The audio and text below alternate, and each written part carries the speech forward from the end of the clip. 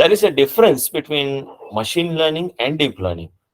A specific difference between learning and deep learning. Let's say, such as let's say the upper one of the image is part A is the machine learning.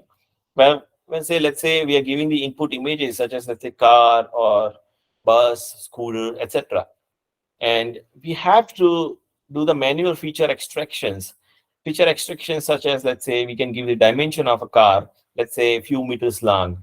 Bus could be a bit more longer than the car, and scooter could be a smaller version, right? So this length can be taken as a feature, and that we have to manually extract it and give it to the classification algorithm based on the input data. And given the features, classification algorithm will try to segregate them into different classes, such as let's say class 1 belongs to cars, class 2 belongs to buses, class 3 belongs to scooters, right? And then when we give new input, it will segregate them into different classes and predict the outcome or predict the output, that this would be a skewed scooter, this input image is a car, or this input image is a bus.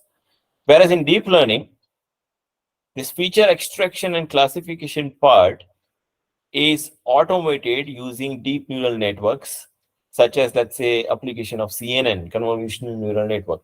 So this feature extraction, it will try to extract the feature from the image itself, and then it will try to segregate them into different classes, that this was car, this was a scooter, this was a bus, right? So this is automated using deep learning.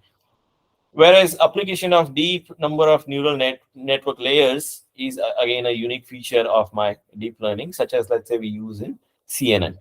That's the major difference between machine learning and deep learning.